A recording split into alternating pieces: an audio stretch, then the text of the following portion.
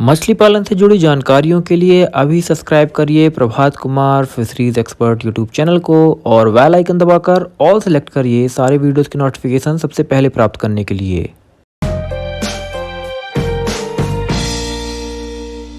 हे नमस्कार दोस्तों, मेरा नाम है प्रभात कुमार फिशरीज एक्सपर्ट और आपका स्वागत करता हूं आज की एक और बेहतरीन, खास और जबरदस्त वीडियो में। और दोस्तों, आज मैं मछली पालन के संबंध में एक और नए विषय पे बात करने वाला हूं, एक और नए टॉपिक को लेकर आया हूं और आपकी मछली पालन के अनुभव को थोड़ा सा और नॉलेज को थोड़ा सा और इंक्रीज करने वाला हूं। दोस्तों, आज हम जिस विषय पे बात करने वाले हैं, जिस टॉपिक पे बात करने वाले हैं, वो ये कि क्या आपके तालाब में जो मछली का आप पालन कर रहे हैं उन मछलियों को घर का बचा हुआ खाना खिलाया जा सकता है? क्या ये लाभप्रद है? क्या इससे कोई नुकसान नहीं होंगे? और यदि खिलाया जा सकता है तो क्यों, नहीं खिलाया जा सकता है तो क्यों नहीं? यदि इसको ऐसा किया जाता तो किन सावधानियों को ध्यान रखना चाहिए? कहां पे इसको बिल्कुल भी अप्लाई नहीं करना चाहिए? किन कंडीशन में ऐसा हो सकता है? तमाम तरह की चीजें हैं, बड़े डेप्थ में आपको इसे एक्सप्लेन करने वाला हूं, समझाने वाला हूं। तो बने रहिए इस वीडियो में। लेकिन वीडियो शुरू करने से पहले यदि आपने अभी तक मछलीपालन.com के मोबाइल एप्लीकेशन को, जो कि प्ले स्टोर पर अवेलेबल है, डाउनलोड नहीं किया तो आपने बहुत ही बड़ा खजाना खो दिया, क्योंकि मछली पालन के संबंध में जितना सीखेंगे उतना कम है। और उस ऐप के अंदर आप जाके बहुत कुछ सीख सकते हैं, वहां पे ब्लॉग पढ़ सकते हैं, पब्लिक फोरम में वहां पे सवाल पूछ सकते हैं। तो मछली पालन का एक ऑल इन वन ऐप है, मछलीपालन.com के नाम से प्ले स्टोर पर अवेलेबल है। तो जाइए, डाउनलोड करिए, सर्च करिए प्ले स्टोर पर जाके मछलीपालन.com, या नीचे डिस्क्रिप्शन में वीडियो के लिंक है उस ऐप की, डायरेक्ट क्लिक करके लिंक में ना उसको डाउनलोड कर सकते हैं। अब चलिए आते हैं आज के विषय पे कि यदि आप मछली पालन कर रहे हैं और सवाल आता है कि भाई क्या घर का जो बचा हुआ खाना होता है तो उसे मछलियों को खिलाया जा सकता है? तो सरल शब्दों में यदि मैं कहूं सीधे सीधे तौर पे, तो हाँ, आप खिला सकते हैं। लेकिन कुछ कंडीशंस हैं, कुछ सिचुएशंस हैं और कुछ आपको इसके बारे में थोड़ा सी डिटेल में, थोड़ा सी गहराई में जानने की जरूरत है कि क्या खिलाया जा सकता है, किस परिस्थितियों में खिलाया जा सकता है, या किस नंबरों के समूह, मछलियों के समूह को, जो कह सकते हैं कितनी संख्या में मछलियां हों और किस तरह की जो मछलियां होती हैं उनको ये चीजें खिलाई जा सकती हैं। या तालाब में कौन सी मछलियां एटलीस्ट उपलब्ध हों तो आपको ये करना चाहिए, अदरवाइज नहीं करना चाहिए। तो चलिए दोस्तों, यदि मैं इस विषय में बात करूं तो सरल शब्दों में ये कहा जा सकता है कि यदि आपका खाना घर का बचा हुआ है, बचा कुचा खाना है, तो आप उसको, मछलियों को बिल्कुल बेफिक्र होकर खिला सकते हैं। इसमें देखिए, घर का खाना क्या बचता है, यदि आप ध्यान से देखें तो या तो आपके घर में रोटी या ब्रेड बच सकता है। यदि रोटी और ब्रेड के बारे में बात करें तो एक कार्बोहाइड्रेट का अच्छा स्रोत होता है। इसके अलावा आपका घर का चावल बच सकता है, चावल भी कार्बोहाइड्रेट का अच्छा स्रोत होता है। यदि दाल बात की जाए कि दाल बची हुई है तो वो प्रोटीन का स्रोत होती है। सब्जियां बच जाती हैं, ये तो बना हुआ खाना है, जो पका हुआ खाना है। इसके अलावा बहुत सारा ऐसा कच्चा भोजन भी होता है, जैसे कि जब सब्जियां बनती हैं तो उनके जो छिलके निकलते हैं, जैसे कि मान लीजिए पत्ता गोभी आपने किया तो ऊपर के एक दो पत्ते तो आप उसके निकाल ही देते हैं, या फिर जो फूल गोभी होती है उसके चारों तरफ के जो पत्ते होते हैं उनको आप निकाल देते हैं। या जो आलू होता है तो बहुत सारा आलू का ऐसा होता है ना कि भाग छील के निकाल दिया, या फिर थोड़ा सा खराब हुआ तो उसको काट देते हैं उतना। तो इस तरीके से जो सब्जी बनाते समय, प्रिपेयर करते समय सब्जी को, जो उसके वो निकलते हैं, कह सकते हैं कि खराब भाग कह सकते हैं, रो आप कह सकते हैं कि उसके पत्ते छिलके हो गए, अपशिष्ट कह सकते हैं, वो निकलते हैं, उनको भी मछलियों को खिलाया जा सकता है। तो दो भाग हो गए, एक तो हो गया वो तो परमानेंट है कि हर किसी के घर में डेली डेली निकलता ही होगा। दूसरा वो जो खाना बनने के बाद में बचा हुआ भोजन होता है वो। तो सबसे पहले यहां पे ये समझ लीजिए कि किन मछलियों को इसे खिलाया जा सकता है। देखिए, सारी मछलियां जो होती हैं इस तरह के फूड को प्रेफर नहीं करेंगी और सारी मछलियों को ये खिलाना बेहतर भी नहीं होता है। लेकिन यदि कुछ मछलियों की बात की जाए, जैसे कि इंडियन मेजर कार्प, यानी कि रोहू, कतला, मृगल, इन तीन मछलियों में जो मृगल मछली है वो ऐसा कुछ भी भोजन जो होता है उसे बड़े चाव से खा जाएगी। क्योंकि मृगल की जो वो होती है ना, नेचर होता है, वो एकदम बॉटम, एकदम देखो तालाब के तली में रहती है। और तली में रहने के कारण, और इसका जो फीडिंग का हैबिट क्या होता है कि ये कुछ भी सड़ा गला इस तरह की चीजें खाती रहती हैं। अब आपके घर में यदि चावल बचा हुआ है तो कम से कम सड़ा गला तो नहीं है, तो एटलीस्ट वो मछली उसको खा सकती है। फिर सेकेंडली अगर आप देखे जाए तो तीन जो एक्सोटिक कार्प हैं, जैसे कि silver carp, grass carp, common carp, तो कॉमन कार्प भी इन चीजों को बड़े चाव से खाती है। यदि मैं बात करूं कि सिल्वर कार्प मछली की, ग्रास कार्प मछली की, ये मछलियां भी घर का जो बचा हुआ खाना है वो खा जाती हैं।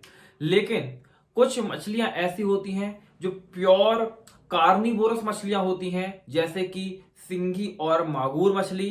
तो मेरा रिकमेंडेशन ये होता है कि यदि आपके घर में बचा हुआ खाना है या कुछ भी ऐसी चीजें हैं, इनको अनावश्यक में मत दीजिए, क्योंकि ये यूजली उसको खाएंगे नहीं, क्योंकि इनका नेचर है कार्निवोरस। कार्निवोरस मतलब कि मांसाहारी। आप शेर के सामने रोटी डालेंगे तो शेर उसको नहीं खाएगा, है ना। यदि वो ओमनीवोरस हो कोई मछली, जिसको बोला जाता है सर्वाहारी, सब कुछ खाने वाली, एक तरीके से इसको कॉमन कार्प हम कह सकते हैं कि वो एक ओमनीवोरस है, वो सब खाएगी तो आपके घर का बचा हुआ खाना भी खाएगी। कुछ मछलियां ये प्रेफर करती हैं कि उन्हें शुद्ध साफ बेहतर खाना ही दें, और इस तरीके से जो ये खाना होता है वो इसको प्रेफर नहीं करती हैं। यदि कतला और रोहू जैसी मछलियों की बात की जाए, तो यदि आपके तालाब में ये मछलियां हैं तो आप रोटी और चावल इनको दे सकते हैं, लेकिन ज्यादा बचा कुचा जो सब्जियां छिलके हैं इसको मत डालिए उसके अंदर, क्योंकि ये उतने प्रेफरेंस उसको खाएंगी नहीं। खाती है ऐसा नहीं कह सकता कि खाती नहीं है, लेकिन वो तालाब के अंदर गंदगी करेंगी। अब यहाँ पे कुछ चीजें और हैं क्या नहीं देना है। ऐसा कोई भी खाद्य पदार्थ, जैसे कि आपने, क्योंकि मैंने ये बता दिया कि घर का बचा हुआ रोटी या चावल आप दे सकते हैं, है ना। लेकिन कई बार क्या होता है कि इससे व्यक्ति मिसलीड हो जाता है, और क्या होता है कि हमारे यहाँ शादी पार्टियां बहुत ज्यादा चलती हैं। किसी की बर्थडे पार्टी हो रही है, तो किसी की शादी की एंगेजमेंट हो रही है, किसी की, तो उसमें क्या होता है आपने देखा होगा खाना बहुत ज्यादा बचता है। और उस खाने को कई बार मैंने जब लोगों को सजेस्ट किया कि आप घर का बचा खाना भी दे सकते हैं, तो उनके तो कह सकते दिमाग चल गया।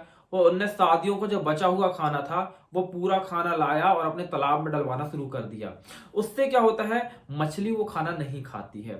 उसके पीछे का रीजन मैं आपको बता देता हूं कि ऐसा कोई भी खाना, जैसे रोटी है, रोटी क्या होती है, एक विशिष्ट रूप से एक शुद्ध पदार्थ है, उसमें कोई भी मसाले एडिड नहीं है, कोई भी ऑयल एडिड नहीं है, तो मछली के लिए वो एक ऐसा नेचुरल फूड के तौर पर मछली उसको कंसिडर कर लेगी। लेकिन मान लीजिए किसी पार्टी की बची हुई पनीर की सब्जी है, या फिर बहुत ही ज्यादा मसालेदार चावल है, तो इन सबको आपको तालाब में नहीं डालना है, क्योंकि पहली बात तो इनमें बहुत ज्यादा मात्रा में ऑयल होता है, जो कि पूरे आपके पानी को खराब कर देगा, वाटर क्वालिटी को रिड्यूस कर देगा। जितने का आप खाना खिलाकर मछली की ग्रोथ नहीं लेंगे, हो सकता है पॉसिबिलिटीज कि पानी की क्वालिटी खराब होने की वजह से मछलियों में मोर्टिलिटी आ जाए। तो पहली बात तो ये कि बहुत ज्यादा ऑयली, बहुत ज्यादा मसालेदार या इस तरह का खाना मछलियों को नहीं देना है किसी भी कंडीशन में। घर का बना हुआ भी खाना है ना, तो सब्जी वगैरह छोड़ दीजिए। जो मसालेदार और फ्राइड आइटम होते हैं, जो सीधा पका हुआ चावल है, सीधे रोटी है, आप उनको दे दीजिए। यदि यहाँ पे आपको क्लियरिटी हो गई हो कि देना किस किस को है, कॉमन कार्प और जो आपका मृगल जैसी मछली है उनको आसानी से खिलाया जा सकता है। बाकी जो आईएमसीज हैं, एक दो कार्प है, यानी कि जो कार्प मछली उनको खिलाया जा सकता है। कार्निवोरस मछलियों के लिए अवॉइड करिए। इसके बाद अब यहाँ पे ये मेथड आती है कि ये जो फीड है, नॉर्मली अगर आप देखें, जैसे पंगास मछली का जो पालन करते हैं तो उसे फ्लोटिंग फीड देते हैं। फ्लोटिंग फीड जो पानी के ऊपर डालने के बाद में उसके पैलेट्स होते हैं, वो तैरते हैं। लेकिन आप जो रोटी देंगे वो तैरेगी तो नहीं, या चावल देंगे तैरेगा तो नहीं। तो इसके लिए ज्यादा बेहतर ये होगा कि जैसे रोटी है तो उसको छोटे छोटे टुकड़ों में तोड़ दिया जाए, चावल है तो उसके साथ में थोड़ा सा राइस ब्रेन मिला दो। आप चावल में थोड़ा सा चावल और रोटी को मिक्स कर दो, उसमें थोड़ा थोड़ा राइस, रोटी के छोटे छोटे टुकड़े कर दो, उसमें चावल ही उसी में ऐड करो, उसी के ऊपर थोड़ा सा राइस ब्रेन ऐड करो, और उसके गोले बना बना के किसी टप में रख के और उसको फिर आप तालाब के अंदर छोड़ दो। मतलब तालाब के अंदर डाल दोगे, 2 फीट गहराई में लटका दोगे तो मछलियां उसको खा लेंगी। उसी की जगह आपके सब्जी के छिलके वगैरह हैं और आपके तालाब में ग्रास कार्प जैसी मछली है, तो उसको छोटा छोटा चॉप करके, वैसे भी जब सब्जियां घर में सब्जियां बनती है तो उसे छोटा छोटा ही काटा जाता है, अगर पॉसिबल हो तो उसको थोड़ा सा चॉप करके उसको आप डायरेक्टली तालाब पर डाल सकते हैं।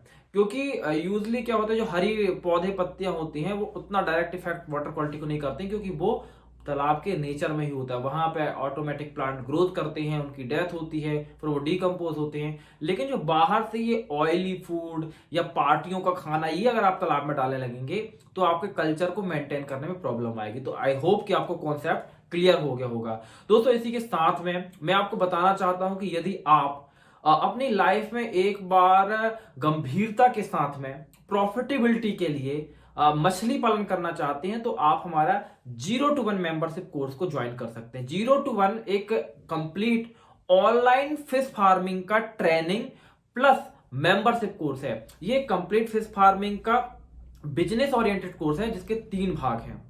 पहला भाग में आपको सिखाया जाता है कि मछली पालन को कैसे करना है, तालाब निर्माण से लेके तालाब से मछली निकालकर बाजार में बेचने के बीच में जितनी भी चीजें होती हैं वो सारी चीजें इसके अंदर क्लियर हो जाती हैं। आपके सारे सवाल इसी के अंदर समा जाते हैं, मतलब हर चीज क्लियर हो जाती है। फिर उसके बाद जब आप वो काम करते हैं तो उसे बिजनेस के तौर पर कैसे डेवलप करना है इसे सिखाने के लिए भी उसके अंदर एक अलग से सेक्शन बनाया गया है जो कि ट्रेनिंग का पार्ट 2 है। और तीसरा चीज वो है जिसमें आप मछली पालन के दौरान यदि कोई समस्या होती है तो किससे पूछेंगे। तो यदि आप 0 to 1 मेंबर हैं तो उस मेंबरशिप के तहत आप एक्सपर्ट को व्हाट्सअप कर सकते हैं और वहां से अपनी समस्या का रिप्लाई ले सकते हैं, या कोई कंफ्यूजन है, कोई डाउट हो तो उसका भी सॉल्यूशन प्राप्त कर सकते हैं। तो ये अपने आप में एक ऑल इन वन पैकेज है। तो यदि आप रियली में देखिए, यदि आपके पास बहुत पैसा है और आपको फर्क नहीं पड़ता है कि आपने कुछ गड्ढा खोदा, मछली डाली, उसमें बच्चे डाले और आपके मर गए और आपका 1 लाख 2 लाख 5-10 लाख का नुकसान हो गया, तो कोई फर्क नहीं पड़ता, आप बहुत एक्सपेरिमेंट करिए। लेकिन अगर आपके पास एक लिमिटेड पैसा है और आप फर्स्ट बार में ही सक्सेसफुल होना चाहते हैं फिश फार्मिंग में, तो ये जो कोर्स है 0 to 1 मेंबरशिप, इसकी प्राइस है 4,999 रुपए। इस प्राइस को पे करके आप ये इंश्योरिटी ले लोगे कि जो भी पैसा अब आप 1 लाख रुपए 2 लाख रुपए इन्वेस्ट करने वाले हैं, 3 लाख रुपए इन्वेस्ट करने वाले हैं, वो वेस्ट नहीं जाएगा। उससे एक आप अच्छा खासा प्रॉफिट जनरेट कर लेंगे। तो मिलता हूं दोस्तों अगली वीडियो में, तब तक के लिए जय हिंद, जय भारत, वंदे मातरम।